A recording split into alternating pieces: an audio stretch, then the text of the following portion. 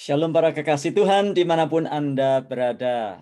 Senang sekali bisa berjumpa kembali untuk belajar dan merenungkan firman bersama-sama. Dan hari ini kita akan melanjutkan renungan kita dari Injil Matius pasal yang ke-10. Kita akan renungkan ayat 11 hingga ayat yang ke-15. Background-nya, latar belakangnya masih sama. Yesus mengutus murid-muridnya. Dan kita sudah membaca kemarin dan merenungkan bagaimana Yesus berkata, jangan membawa emas, jangan membawa tembaga, jangan membawa perak diikat pinggangmu, jangan membawa baju ekstra, jangan membawa tongkat, jangan membawa ini, jangan itu, jangan ini, jangan itu, dan sebagainya. Dan hari ini kita akan belajar kelanjutannya, ayat 11 hingga ayat yang ke-15. Kita akan renungkan ayat demi ayat. Demikianlah ayat 11. Apabila kamu masuk kota atau desa, ini masih perintah Yesus kepada murid-muridnya. Apabila kamu masuk kota atau desa, carilah di situ seorang yang layak dan tinggallah padanya sampai kamu berangkat. Jadi mereka tidak boleh tinggal sembarangan atau tinggal kepada siapa saja, tetapi diperintahkan carilah orang yang layak dan tinggal padanya. Kalau kita membaca Injil Lukas pasal 10, kita akan mendapatkan pemahaman bahwa murid-murid diperintahkan untuk jangan pindah-pindah. Sudah, temukan orang yang layak. Mereka tidak boleh tinggal di dalam satu rumah dan kemudian pindah karena ada rumah yang lain yang lebih baik dan sebagainya. Nah, bagaimana cara mencari orang yang layak? Ayat 12. Apabila kamu masuk rumah orang, berilah salam kepada mereka. Ayat 13, jika mereka layak menerimanya, salammu itu turun ke atasnya. Jika tidak, salammu itu kembali kepadamu. Jadi beri salam. Kalau salam itu ditolak, berarti orang itu bukan orang yang layak, yang kepadanya kamu harus tinggal. Ya, kalau salam itu diterima, orang itu adalah orang yang layak. Jadi, beritakanlah Injil. Lalu ayat 14, dan apabila seorang tidak menerima kamu dan tidak mendengar perkataanmu, keluarlah dan tinggalkanlah rumah atau kota itu dan kebaskanlah debunya dari kakimu.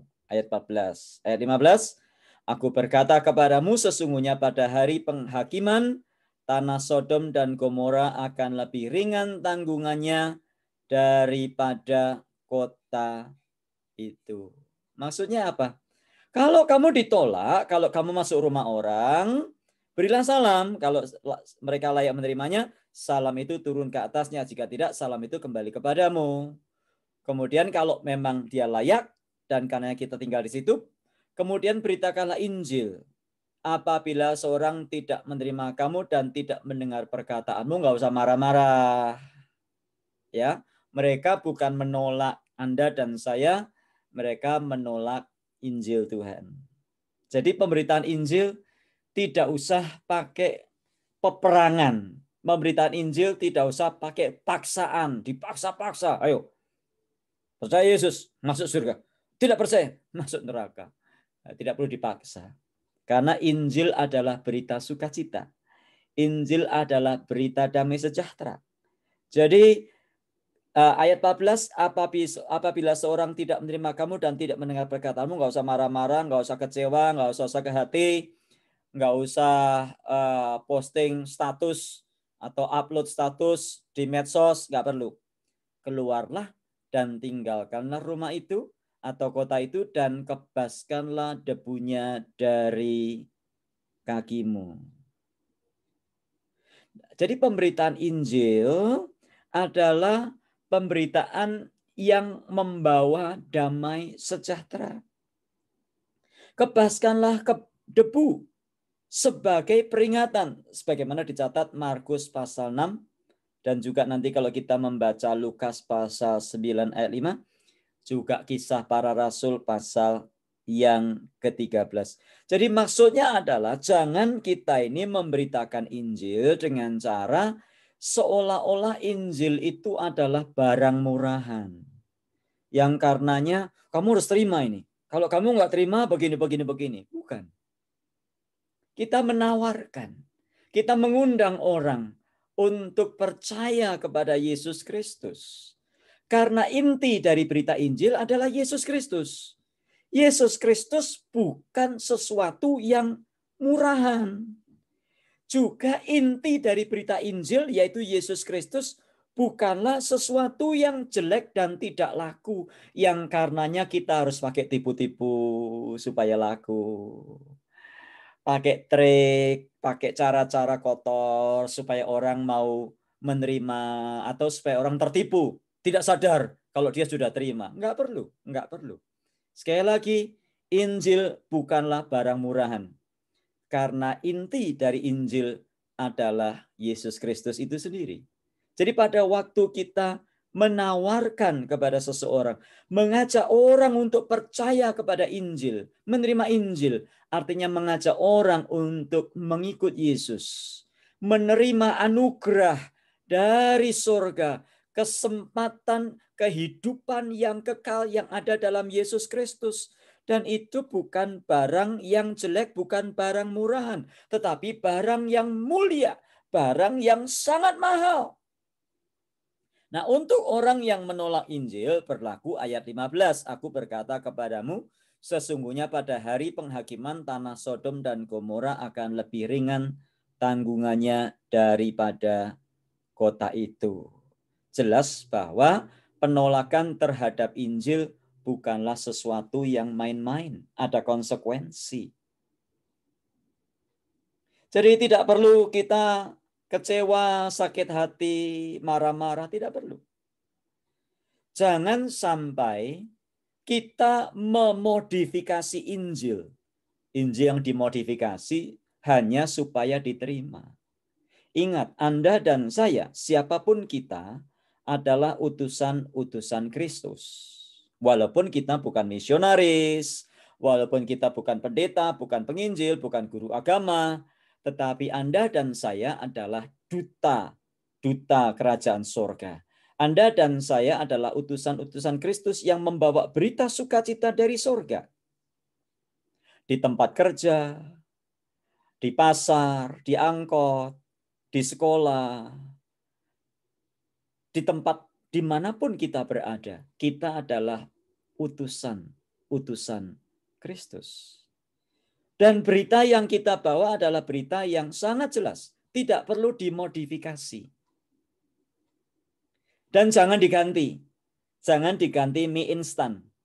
Mie instan bukan Injil. Bagi-bagi mie instan tidak sama dengan bagi-bagi Injil. Jadi Injil jangan dimodifikasi. Juga jangan mengkompromikan Injil supaya dapat diterima.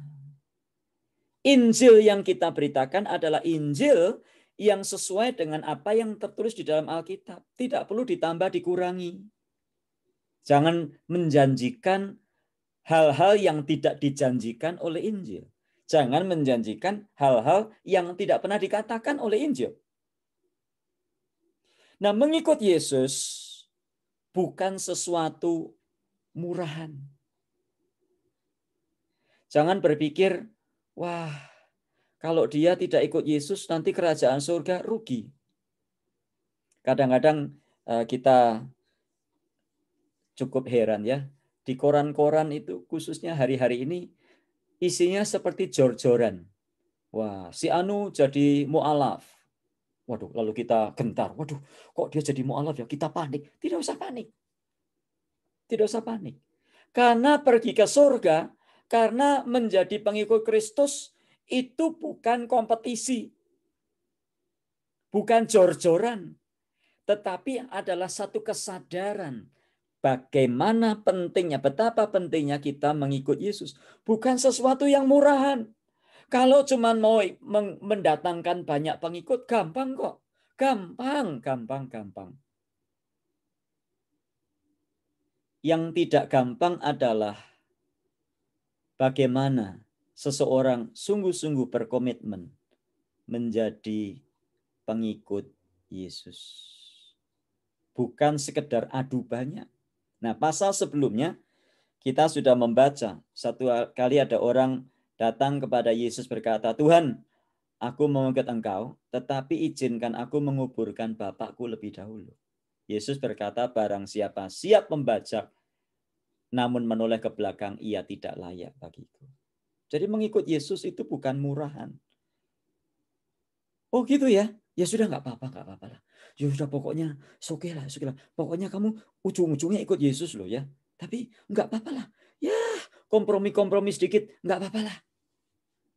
Ikut Yesus itu nggak apa-apa. Ya pokoknya ikut Yesus. Ya sambil dosa-dosa sedikit nggak apa-apa lah. Ya oke. Ikut Yesus ya tipu-tipu dikit nggak apa-apa lah. Nipu-nipu orang dikit, oke lah. Bohong-bohong dikit, oke lah ya.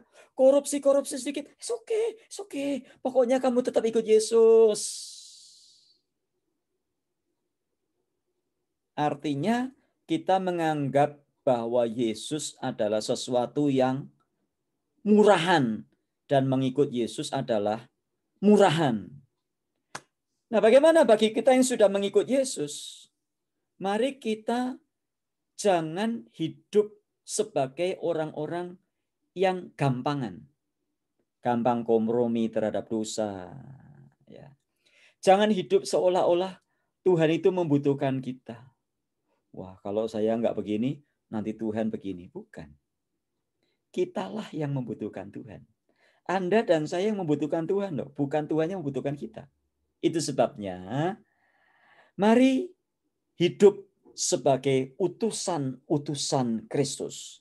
Hidup sebagai duta-duta kerajaan sorga yang membawa berita Injil, berita sukacita, berita yang mahal, berita yang bernilai, berita yang precious. Bukan berita murahan yang kita kompromikan atau yang kita kamuflasekan dengan hal-hal yang lain. Seolah-olah berita Injil itu sesuatu yang buruk sehingga harus dibungkus dengan Indomie, dengan sarimi, dengan bakmi, dengan mie yang lain-lainnya. Mari bersyukur kalau Anda dan saya adalah utusan-utusan Kristus yang kepada kita dipercayakan berita Injil, berita mulia tentang kerajaan sorga. Mari kita berdoa. Tuhan, terima kasih untuk firman-Mu yang kami sudah renungkan pada hari ini. Biar renungan ini menjadi kekuatan bagi kami untuk kami hidup bukan sekedar hidup sembarangan, bukan sekedar hidup, tapi kami hidup sebagai duta-duta kerajaan Allah yang membawa berita Injil. Berita Injil adalah berita sukacita, berita damai sejahtera. Siapa yang percaya kepada Yesus akan diselamatkan. Sebab di bawah kolong langit ini tidak ada nama yang lain yang olehnya kami diselamatkan kecuali oleh nama Yesus. Ajari kami untuk menghargai berita yang kami sampaikan, tapi juga hidup sesuai dengan berita yang kami sampaikan itu. Terpuji Engkau ya Bapa kekal selamanya, dalam Tuhan Yesus kami berdoa. Amin. Tuhan memberkati, sampai jumpa esok. Kita lanjutkan di dalam Injil Matius pasal yang ke-10 ayat 16 dan selanjutnya. Tuhan memberkati kita. Amin.